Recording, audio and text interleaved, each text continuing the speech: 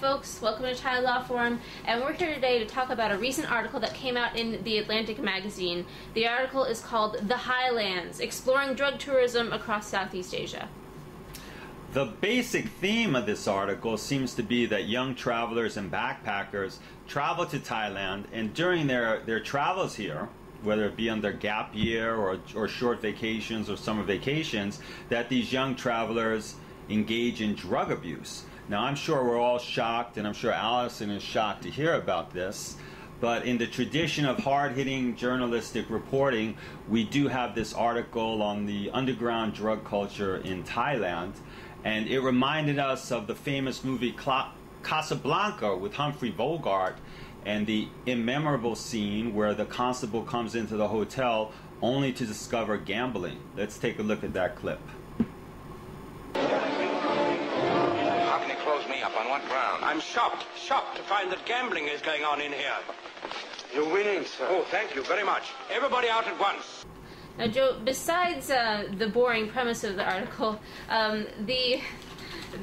there's a number of inaccuracies that were reported that I take a great deal of issue with. The first one is that the author blatantly portrays residents of Southeast Asia as unscrupulous criminals who are attempting to lure naive young Westerners into using drugs. This is completely inaccurate. Most Southeast Asians frown on drug use, and for that matter would be extremely offended at the sight of a tourist in at a religious shrine in a public area who was under the influence. Well, I like to call this type of journalism or writing the beach journalism. And the reason why I call it the beach journalism is because there was a very famous movie that came out a few years ago starring Leonardo DiCaprio, where a bunch of tourists, Western tourists, came to Thailand and found a deserted beach and got involved in a very exotic underworld, very high-risk underworld, little known to outsiders in Thailand. And it seems like in this genre of journalism, what happens is typically a young person comes over to Thailand for a short period of time, and maybe 2 weeks, maybe a few months, and then goes back to his own country, and he's a self-appointed expert on Thailand and Thailand culture or tourist culture in Thailand, and writes an episode about it. So at The Atlantic, rather than looking for a real expert, somebody from the addiction treatment community in Thailand, someone from the rights advocate community in Thailand, a government officer in Thailand, or a professional journalist, went after the beach type journalism. And just to give you an idea of what I'm talking about, let's see a clip from the beach and the young foreigners discovering this exotic underworld.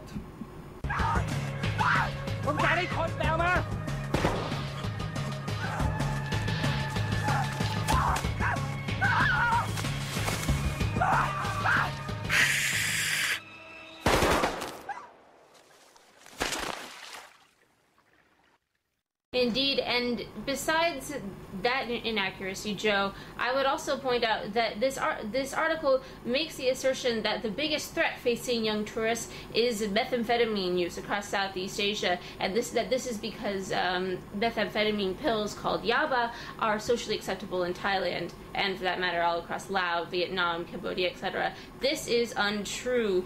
Yaba is considered a very low-class drug in this area, and for that matter, I think it's highly inaccurate to make the assertion that most Westerners could not access methamphetamines in their homelands. Another interesting inaccuracy in the article is the idea that there are recreational or illicit drugs that are available over the counter in Thailand. If anything, in our experience, the over-the-counter types of medicines that you can get here are very restricted as far as anything that can be used recreationally.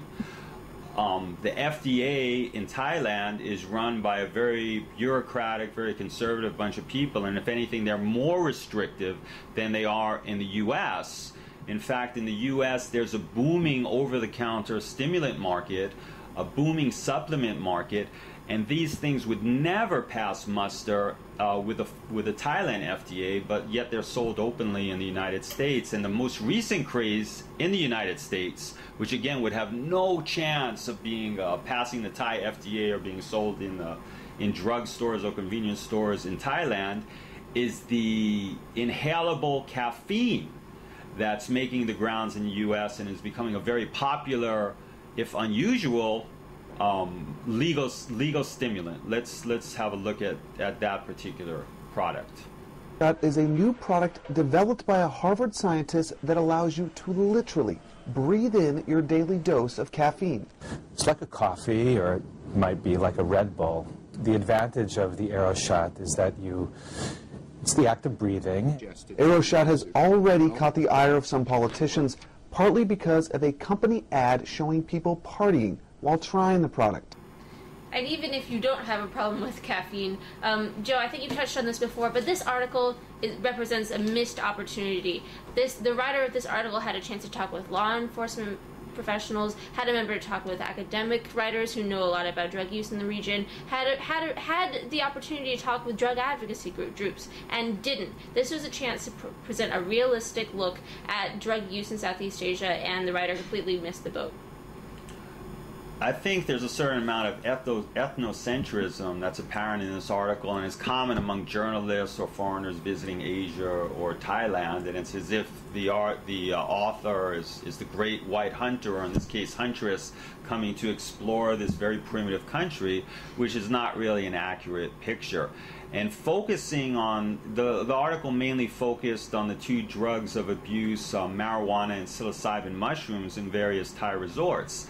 Now, let's just state at the outset that Asians, in our experience, are very anti-drugs. There are very strict laws, and if you're going to come to Thailand or Southeast Asia, we advise you to stay as far away as possible from illegal drugs or illegal activity as a whole.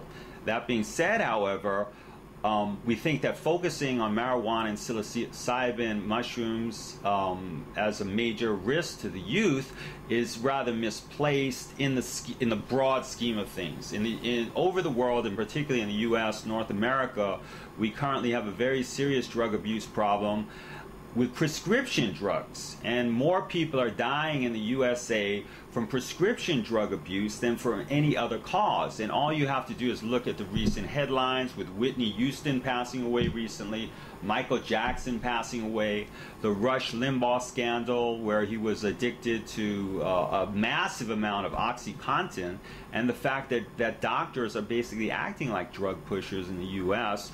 with certain of these recreational drugs that are under the color of law is far, far more dangerous than marijuana and psilocybin mushrooms, which are basically agricultural products that have thousands of years or even tens of thousands of years of human use, and have a much more safety oriented safety profile than prescription drugs, which are highly dangerous. And that's all for today, folks. We're frustrated and we're done here. This is Thai Law Forum. Thank you.